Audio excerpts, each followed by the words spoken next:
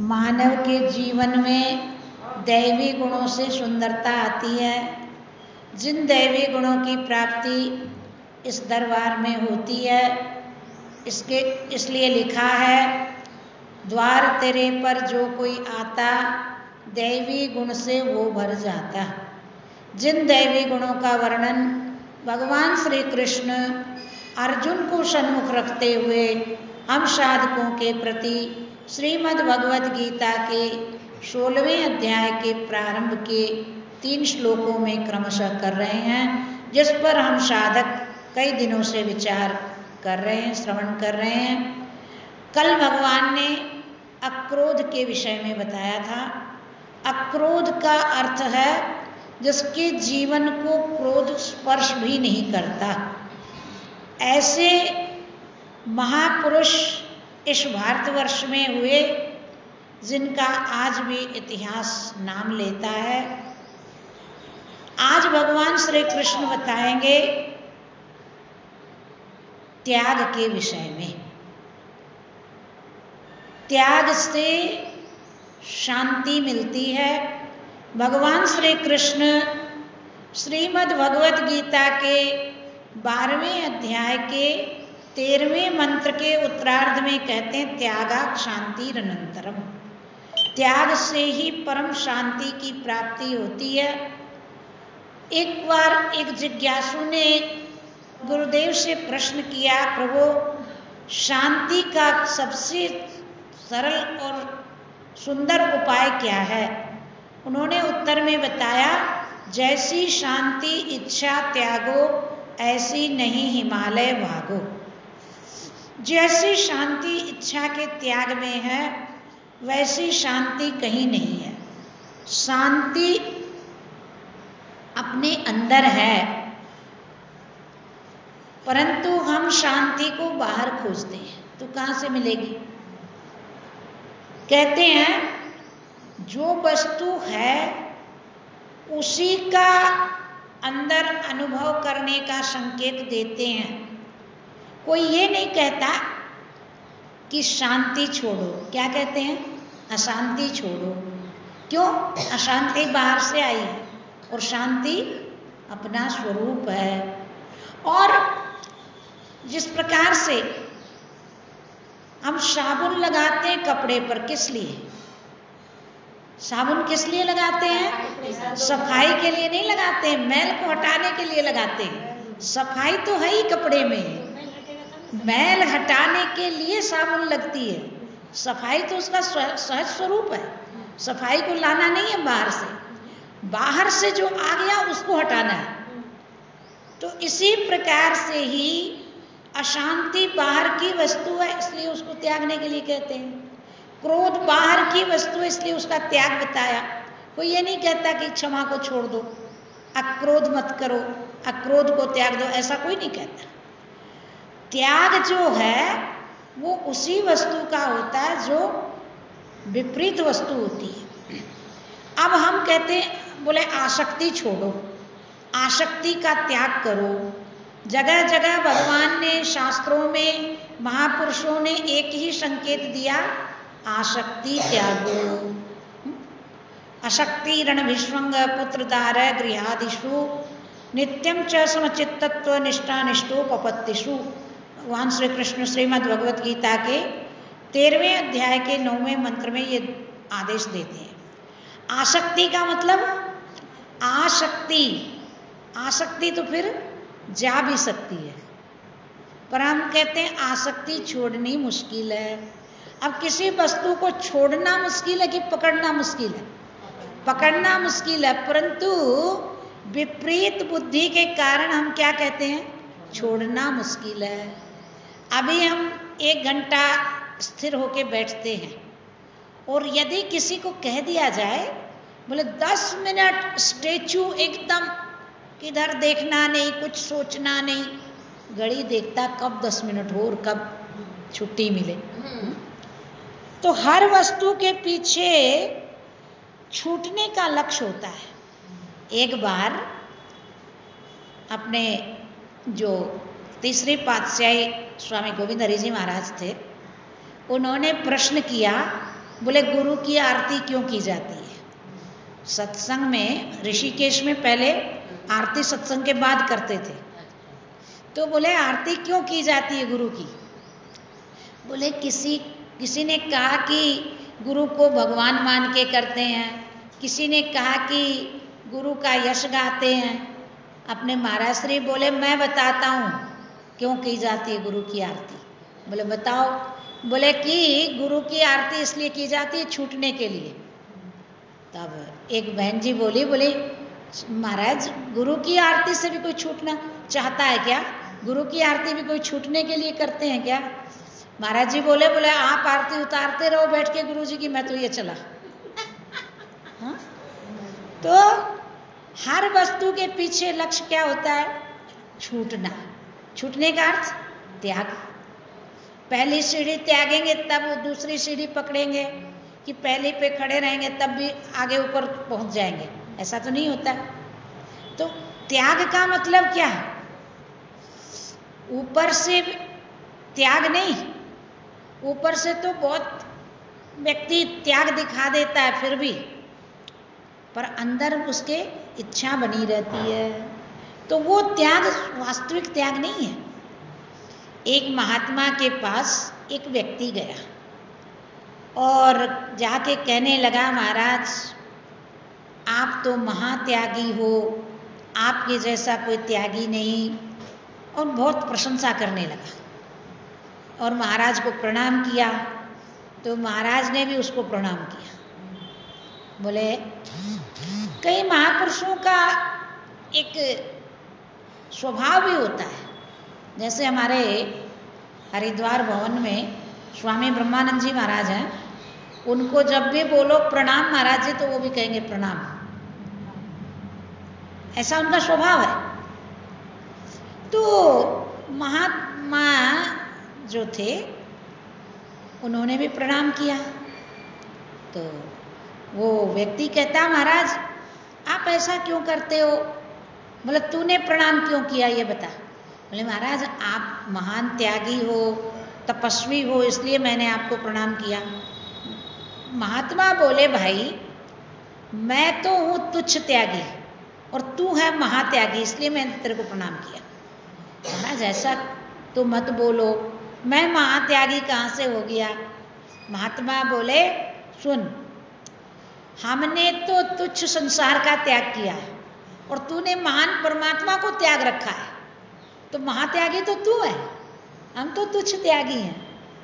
तो पूज्य श्री कहा करते थे कि महात्यागी नहीं बनना, तुच्छ त्यागी बनना। महात्यागी बनने में फायदा नहीं है। संसार की वस्तुओं का त्याग, अब सुषुप्ति में रोज त्याग होता है कि नहीं? एक दिन नहीं सुषुप्ति आए, रात भर किसी को कहा जाए बोला आज रात भर बैठ के नोट गिनो, रात भर आज खाते रहो, रात भर आज कपड़े पहनते रहो, आभूषण पहनते रहो, सजावट करते रहो, एक दिन तो क्या पता मान लेगा, दूसरे दिन बोलेगा नहीं भैया अब तुम सोऊंगा, नींद आ रही मेरे को। तो त्याग में क्या है? शांति, और ग्रहण में क्या है? अशांति। अब बोले ग्रहण बिना काम भी तो नहीं चलता, तो बोले ग्रहण कैसे करें?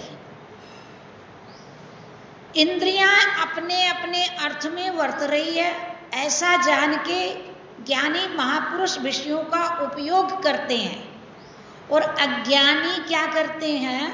विषयों का उपभोग करते हैं। उपयोग में और उपभोग में अंतर है। चींटी घी के किनारे बैठ के घी भी खा लेती है और घी को बर्बाद भी नहीं करती, और मक्खी क्या करती है? घी में कूद जाती है, तो अपना भी नुकसान करती है और घी भी बर्बाद होता है। ऐसे ही महापुरुष संसार में रह के भी क्या रहते हैं? निर्लेप। जैसा कि भगवान श्री कृष्ण ने कहा है पद्म पत्र मीमांसा, संसार में दो निर्लेप हैं। एक तो कमल का फूल, कमल का पत्र, उस पर जल की बूंद नहीं ठहरती, जल में रह के भी वो जल से क्या है? निर्लेप है। और दूसरा है जलमुर्गाई पक्षी। एक जलमुर्गाई पक्षी होता है, वो जल में डूब के भी सूखा निकल जाता है, इतने चिकने पंख होते हैं उसके, जल स्पर्श ही नहीं करता उसको। और आजकल तो निर्लेप तवा और निर्लेप कढ़ाई भी चली हुई है, उसमें कुछ बनाओ तो चिपकता नहीं है। ऐसे ही महापुरुष सब में रहते नहीं होते मैले, सब में खेले नहीं होवे मैले। ये महापुरुषों का सहज स्वभाव है। तो इस प्रकार से त्याग का महत्व बताया भगवान श्री कृष्ण ने। त्याग ही जीवन में क्या होता है, सुख देता है, ग्रहण से दुख मिलता। एक महात्मा बोले भाई ग्रहण अच्छा कि त्याग? तो एक भक्त ने कहा महाराज ग्रहण ही ठीक है ना, त्याग में क्या है? बोले देखो आज मैं इसका आपको उदाहरण बताता हूँ। तो एक जगह जब जाने लगे तो नौका वाले को पैसा नहीं दिया महात्मा ने। बोले महाराज पैसा दो। बोले भाई पैसा नहीं देना। भगत ने कहा बोले महाराज पैसा नहीं दोगे तो नौका वाला बैठाएगा नहीं। अच्छा तो बोले दे दो। जब पैसा दे दिया, बोले महाराज मैंने कहा ना ग्रहण करने से ही तो फायदा होता है ना, आज पैसा नहीं रहता तो क्या देते? महात्मा बोले भाई तू यदि पॉकेट में पैसा रखता तो क्या तेरे को नौका वाला पार कर देता क्या? यह बता, आखिर तूने पैसा दिया तब पार हुआ ना। तो ग्रहण के साथ साथ त्याग भी आवश्यक है। व्यक्ति खाता ही जाए और त्याग नहीं हो तो हालत बिगड़ जाएगी कि नहीं? तो इस प्रकार से दो प्रकार का त्याग शास्त्र ने बताया, एक बाहर का त्याग और एक अंदर का त्याग। बाहर से तो फिर भी त्याग कर देते हैं लोग, कोई प्रशंसा के लिए त्याग देता है, भाई देखो इतने दिन से इसने कुछ नहीं खाया, लोग प्रशंसा करेंगे। और कोई अपने हट से भी त्याग देता है, परंतु अंदर का त्याग श्रेष्ठ बताया है। एक बाई थी तो वो पति जाने के बाद अनाज खाई नहीं 12 साल तक। तो आई महाराज श्री के पास। महाराज श्री ने कहा भाई लो प्रसाद पाओ। महाराज जी मैं अन्न का प्रसाद तो लेती नहीं। बोले क्यों? बोले मैंने प्रण किया है मैं अन्न नहीं खाऊंगी। क्यों नहीं खाएगी? महाराज जी यदि अन्न खाऊंगी तो मेरे प्राण ही निकल जाएंगे। अच्छा? बोले अन्न खाने से तो प्राणों को क्या मिलती है? शक्ति मिलती है, और तू कहती है अन्न खाने से प्राण निकल जाएंगे। बोला हाँ महाराज अन्न खाने से मेरे प्राण निकल जाएंगे। महाराज श्री ने कहा तेरे तो प्राण नहीं निकलेंगे, परंतु अभिमान के प्राण जरूर निकल जाएंगे। लोग जो तेरी प्रशंसा कर रहे हैं ना, भाई 12 साल से अनाज नहीं खाया, तो अब वो उसके प्राण निकल जाएंगे। तो कहाँ कहाँ महापुरुष खोज करते हैं, जहाँ से जीव की गाड़ी फंसी रहती वहां से निकालते हैं महाराज। गुरु क्या करते हैं? शिष्य क्या हर तरह से निरीक्षण करते हैं। एक बार की बात है, पूज्य श्री ने बताया, बोले एक दिन महाराज जी ऐसे ही बैठे और बोले ऋषिकेश भवन में कि आज जो कोई पूरे भवन की सफाई करेगा उसको सारे तीर्थों का फल मिलेगा, उसको 80 कृष्ण चांद्रायण व्रत का फल मिलेगा। खूब चढ़ाया बोले महाराज जी ने। अब बोले अगवा हुए ये महाराज पूज्य श्री, बोले चलिए सब मिलके सफाई करेंगे। अब ये लोग सब साथ में तीनों गए, चारों ने सफाई की पूरे भवन की, एकदम बढ़िया से सारा भवन साफ कर दिया, और नीचे गेट पर कचरा सारा लेके आ गए। अब जब गेट पे कचरा आ गया तो महाराज जी ने कहा जैसे है वैसे छोड़ के आ जाओ। अब ये तो तीनों चले गए। अब पूज्य श्री सोचते हैं कोई क्या कहेगा, गेट पर कचरा पड़ा है, आखिर गेट का कचरा हटाएं तब तो जाएं। महाराज जी ने 3 बार बुलाने को भेजा, पर इनके मन में ये कि गेट पे कचरा छोड़ के कैसे जाएं। फिर जब तीसरी बार महाराज जी का बुलावा आया, बोले छोड़ो क्या करना है, जाके चलते हैं, महाराज जी क्या बोलते हैं सुन लेते हैं। गए, जाके बैठे। अब मन में बोले मेरे ये चल रहा है कि गेट पर कचरा पड़ा, कोई क्या कहेगा। बोले इन तीनों के मन में तो कुछ नहीं था, पर मेरे मन में लग रहा है कि गेट पे कचरा पड़ा, कोई क्या कहेगा। बोले जब तक मेरे मन में ये बात रही कोई क्या कहेगा, तब तक महाराज जी बोले चुपचाप बैठ जाओ यहाँ, जैसा पड़ा वैसे पड़ा रहने दो, कुछ नहीं करना। अब बोले जब मेरे मन से ये बात निकल गई, बोले अपने को क्या लेना देना, रहे गेट पे कचरा। बोले तब बोले जाओ गेट की सफाई करके आओ, ऐसे कोई गेट पे कचरा छोड़ता है क्या। तो बोले किस तरह से, माने कैसे कैसे महापुरुष गुरुजन अंदर का भाव बदलते हैं, पवित्र करते हैं। देखो अंदर से सारा कचरा निकल जाए, ऐसा प्रयास करते हैं। तो बोले त्याग का भी अभिमान होता है। एक व्यक्ति डेली 4 बार खाता है, एक व्यक्ति 2 बार खाता है। बोले ये तो 4 बार खाता है, जब देखो इसका मुंह में ही हाथ रहता है। हम तो 24 घंटे में 2 ही बार खाते हैं, और 1 बार खाता है उसको, और बोले हम तो 24 घंटे में 1 ही बार खाते हैं। जो एकादशी का व्रत करता है, बोले देखो एक दिन भी अनाज नहीं छूटता, और जो निर्जल करता है उसको और अभिमान होता है। परंतु सबरी को कभी अभिमान हुआ क्या। सबरी ने क्या किया, झाड़ू निकाली, रास्ता साफ किया, और भगवान कहाँ आए, उन्हीं के यहाँ आए। तो अभिमान को भगवान दूर करते हैं। उमा राम कर सहज स्वभाव, जन अभिमानन राखहि काऊ। मनुष्य का अभिमान नहीं रखते भगवान, क्योंकि ये क्या है, संस्कृति मूल शूल प्रदनाना, सकल शोकदायक अभिमाना। अभिमान सब शोकों को देने वाला है।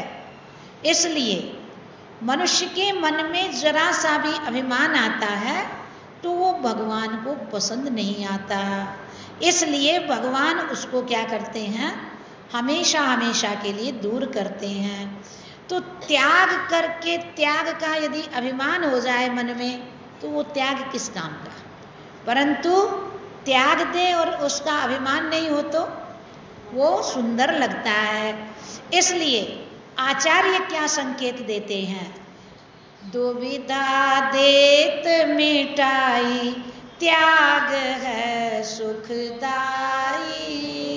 दुविधा देत मिटाई, त्याग है सुखदाई। द्विविध प्रकार त्याग पहचानो, द्विविध प्रकार त्याग पहचानो। दो एक अंतर जानो, एक बाह्य एक अंतर जानो। दोनों ही है सहाई, त्याग है सुखदाई। दोनों ही है सहाई, त्याग है सुखदाई। दुविधा देत मिटाई, त्याग है सुखदाई। दुविधा देत मिटाई, त्याग है सुखदाई। उत्तम है अंदर का त्यागी, उत्तम है अंदर का त्यागी। लौ जिसकी है हरि से लागी, लौ जिसकी है हरि से लागी। उसे कोई सफल कमाई, त्याग है सुखदाई। उसकी सफल कमाई, त्याग है सुख दुविधा देत मिटाई, त्याग है सुखदाई। दुविधा देत मिटाई, त्याग है सुखदाई। मुख से जो करता भासे, ऊपर से सब करता भासे। अंदर में जो कुछ नहीं राखे, अंदर में जो कुछ नहीं राखे। नर दुर्लभ भाई, त्याग है सुखदाई। वो नर दुर्लभ भाई, त्याग है सुखदाई। दुविधा देत मिटाई, त्याग है सुखदाई। दुविधा देत मिटाई, त्याग है सुखदाई। निश्चेतर से जो कुछ नहीं त्यागे, बाहर से जो कुछ नहीं त्यागे। मन जिसका चिंतन में लागे, मन जिसका चिंतन में लागे। रहता खुद में समाई, त्याग है सुखदाई। रहता खुद में समाई, त्याग है सुखदाई। दुविधा देत मिटाई, त्याग है सुखदाई। दुविधा देत मिटाई, त्याग है सुखदाई। स्वामी चेतन सम कोई नहीं पाया, स्वामी चेतन सम कोई नहीं पाया। पाठ त्याग का पूरा निभाया, पाठ त्याग का पूरा निभाया। लीला समझन आई, त्याग है सुखदाई। लीला समझन आई, त्याग है सुखदाई।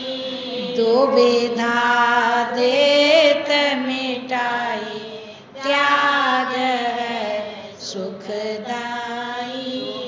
उपदेश प्रभु ने धारा, सुख उपदेश प्रभु ने धारा। इनका त्याग भी जग से न्यारा, इनका त्याग भी जग से न्यारा। दिव्य सौरभ फैलाई, त्याग है सुखदाई। दिव्य सौरभ फैलाई, त्याग है सुखदाई। दुविधा देत मिटाई, त्याग है सुखदाई। दुविधा देत मिटाई, त्याग है सुखदाई। तो महाराज श्री ने अपने जीवन से, अपनी लीला से पूर्ण त्याग का पाठ दिखाया। त्याग का भी त्याग किया। कहते थे मेरी बाइयाँ मेरे को इतनी प्यारी है, प्राणों से भी प्यारी। और जब छोड़ के गए तब बोले आप इधर घूमने जाओ, मैं इधर जाता हूँ, और जो गए सो फिर लौट के नहीं आए। आए क्या लौट के? तो त्याग का भी त्याग।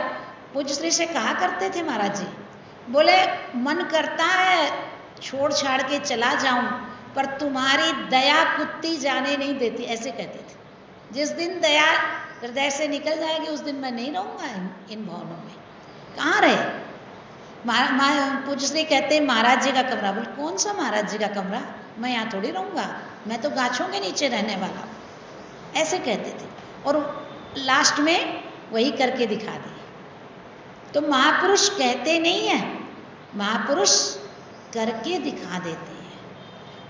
तो इस प्रकार से ये त्याग बताया भगवान श्री कृष्ण ने, ये त्याग की परिभाषा बताई, और इसके आगे की चर्चा फिर कल के प्रसंग में करेंगे।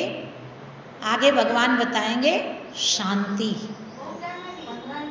बाकी है क्या अभी? ठीक। तो ये त्याग बताया, और त्याग जो है, त्याग के बाद क्या है? शांति। त्याग के बाद है शांति। शांति, त्याग से शांति मिलती है और ग्रहण से अशांति होती है, ये तो निश्चित है। अब हम यात्रा में जाते हैं, जितना कम सामान पास में होता है तुरंत उतर जाते हैं, और जितना सामान ज़्यादा लेके जाते हैं तो वो परेशानी होती है। परंतु इस बात का अविवेकी निर्णय नहीं कर पाता। एक महात्मा और एक सेठ दोनों फर्स्ट में सफ़र कर रहे थे। पहले तो फर्स्ट क्लास ही था ना, एसी तो अब चले हैं। तो सेठ के पास भी 5 अदद थे और महात्मा के साथ भी 5 अदद थे। सेठ के साथ भी 5 मुनीम नौकर आदि थे, महात्मा के साथ भी 4-5 सेवक थे। तो सेठ ने कहा महाराज आप में और मेरे में क्या फ़र्क है? आप भी फर्स्ट में हो, मैं भी फर्स्ट में हूँ। आपके साथ शिष्य हैं, मेरे साथ नौकर चाकर हैं, और आपके पास भी 5 सामान है, मेरे पास भी 5 सामान है। महात्मा बोले भाई बात तो ठीक है, पर चलो इसका जवाब समय आने पर देंगे। रास्ता लंबा था, एक जगह ट्रेन रुकी और कई घंटों तक ट्रेन वहाँ खड़ी रही। तो महात्मा बोले भाई चलो थोड़ी देर नीचे प्लेटफार्म पर बैठ के कुछ सत्य की चर्चा करते हैं। जब ट्रेन चलेगी तो लोग हैं ही ट्रेन में, आ जाएंगे, फिर हम लोग चढ़ जाएंगे ऊपर। ठीक है। इधर सेठ का सामान नौकर संभाल रहे थे, उधर महात्मा का सामान जो सेवक थे वो देख रहे थे, और महात्मा और सेठ दोनों नीचे बैठ के कुछ कुछ चर्चा कर रहे थे। महात्मा कुछ कुछ सुना रहे थे सेठ जी को। इतने में क्या हुआ, ट्रेन ने दी सीटी। जैसे सीटी दी ट्रेन ने, सेठ बोला महाराज सीटी दे ही रही है ट्रेन। महात्मा तो बोलने में सुनाने में मस्त। अरे बोले महाराज ट्रेन खुल जाएगी, जल्दी चलो। महात्मा बोले खुल जाने दो, क्या फर्क पड़ता। नहीं महाराज इतना सामान है, वो नौकर चाकर है, ऐसे कैसे छोड़ दूं? बोले मेरा भी तो है। बोले आपका क्या, आप तो फक्कड़ हो, आपका क्या है? बोले बस तेरे मेरे में यही फर्क है। सामान सब कुछ सामान था, परंतु महात्मा के अंदर क्या नहीं था? राग नहीं था। और सेठ के अंदर क्या था? राग था। तो जहां राग है वहीं बंधन है। और महात्मा क्या थे भाई? आसक्ति राग से रहित थे। तो महात्मा को तो उनको शिक्षा देनी थी। तो कहने का भाव क्या है? शांति जो है वो त्याग में शांति है और ग्रहण से अशांति होती है। इसलिए आगे भगवान शांति का स्वरूप बताते हैं। शांति ही जीवन का एक सबसे श्रेष्ठ सद्गुण है, और जिसके जीवन में शांति है वो व्यक्ति सबको क्या लगता है? सुहावना लगता है, वो सबको अच्छा लगता है। मतलब देखो इसका जीवन कितना शांत है, और जिसका जीवन शांत है उसको सारा संसार क्या प्रतीत होता है? शांत रूप। अनाथ दास जी ने लिखा ना, शांत रूप तिनको जगत जे और संत महंत। त्रिविध ताप जिन उर जरत ते जग जरत लहंत। जिनका स्वयं का चित्त जलता उसको संसार क्या दिखता है? जलता हुआ। और जिसका चित्त शांत है उसको सारा संसार क्या दिखता है? शांत दिखता है। एक आदमी, एक व्यक्ति कुछ मीठा खाता है तो उसको मीठा मुंह होता है। एक व्यक्ति मिर्च खा के मीठी चाय भी पीता है तो जलन लगती है उसको, लगती है ना? चाय मीठी है, चीनी दी हुई है चाय में, परंतु फिर भी मीठी, क्या लगता है उसको? जलन लगती है। क्यों? उसने पहले से मिर्ची खा रखी है। ऐसे ही जिसके जीवन में पहले से अशांति है तो उसको क्या लगता है भाई? सारा संसार जलता हुआ दिखता है। परंतु महापुरुष कहते हैं जब विवेक प्राप्त हो जाता है तो महापुरुषों ने अपना अनुभव बताया। पहले ये मन से लगता काम क्रोध की आग, और भली भई गुरु की दया शील क्षमा का बाग। संसार में क्या है? जलन। और महापुरुषों के पास क्या है? शांति। रेगिस्तान में जाओगे तो गर्मी मिलेगी, और शिमला जाओगे तो ठंडक मिलेगी। ऐसे ही कितना भी शांत चित्त हो, और यदि संसारियों के पास बैठेंगे तो कुछ ना कुछ वहां से जलन लेके ही उठेंगे। और कितना भी जलता हुआ चित्त हो, महापुरुषों के पास आ जाता है तो शांत हो जाता है। भले ही वो बातों को ग्रहण न भी करे। जिस प्रकार से गंगा जी के किनारे हम जाते हैं, धूप से जला हुआ व्यक्ति जब गंगा जी के किनारे पहुंचता है तो उसको एक अलग टाइप का ही महसूस होता है, अंदर से शीतलता महसूस होती है। परंतु जो एसी से जाता है उसको गंगा जी की शीतलता का क्या अनुभव होगा भाई? हाँ? तो इसी प्रकार से ही जो व्यक्ति संसार से संतप्त है वो जब महापुरुषों के पास आता है तो उसको एक शीतलता का अनुभव होता है। भले ही महापुरुषों से वार्तालाप न करे, भले ही उनका उपदेश न सुने, परंतु एक पास आने से ही एक शीतलता का अनुभव होता है। और जो संसार के प्राणी त्रय तापों से जले हुए हैं उनको वो जलन का एहसास ही नहीं होता। कहते भी हैं कि शांति भवन में जाने से बहुत शांति मिलती है। तो बोले भाई आते क्यों नहीं हो? बोले जिस दिन जीवन में अशांति होगी उस दिन आ जाएंगे। अब बताओ। बोले जैसे जिसके बदन में खूब दर्द होता है ना, उसको मुक्का मारने से उसको अच्छा लगता है। लगती तो है चोट, लेकिन वो सोचता है मेरे को आराम लग रहा है। यही हाल संसार के प्राणियों का है। दुख से जब पीड़ित रहते हैं तो उनको दुख का एहसास नहीं होता है। इसलिए महापुरुषों के पास आके शांति कैसे प्राप्त होती है इसका आचार्य संकेत देते हैं।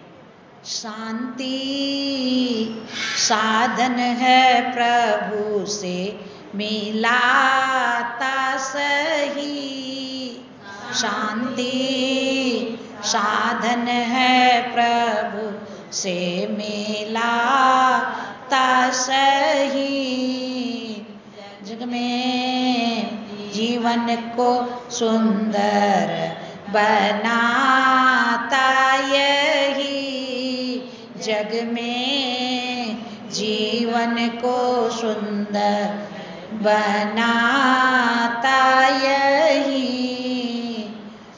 शांति साधन है प्रभु से मिलाता सही। शांति साधन है प्रभु से मिलाता सही। शांति से तलता मिले और शांति से मिटती जलन। शांति से शीतलता मिले और शांति से मिटती जलन। जो इसे करता ग्रहण उस बंद गमन। जो इसे कर ले ग्रहण तो बंद हो आवागमन।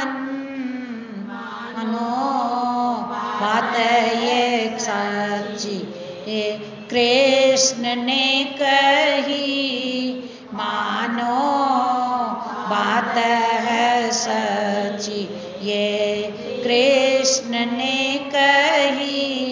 शांति साधन है सुन से मिलाता सही। शांति साधन प्रभु से मिलाता सही। शांति देती है स्वतंत्रता, शांति शांति देती है अचलता, भय का ये करती हरण। जाते सारे वासनाएं ले ले जो इसकी शरण। मिट जाए बारी वासनाएं ले ले जो इनकी शरण। होता इससे है मद के कई, होता सिर व नर भट्ट के नहीं। शांति साधन प्रभु से मिलाता सही। शांति साधन है प्रभु से लाता सही। नित मर शांत होता, अखंड चिंतन में लगे। इच्छा रहित मन शांत हो जब, अखंड चिंतन में लगे। की सफाई दुर्य में सारी भगे। हो दुखों की सफाई दुविधाएं सारी भगे। होता है निश्चल संशय नहीं, फिर होता वो निश्चल संशय नहीं। शांति साधन प्रभु से मिलाता सही। प्रभु से मिलाता सही। चिद जड़ की खुले आए प्रभुवर की शरण। ग्रंथि चिद जड़ की खुले जब आए प्रभुवर की शरण।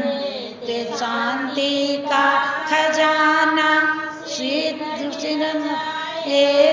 चमन।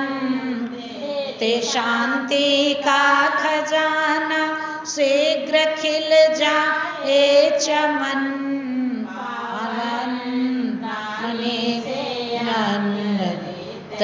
धार वही पावन वाणी से अमृत धार वही। शांति साधन प्रभु से मिलाता सही। शांति साधन है प्रभु से मिलाता सही।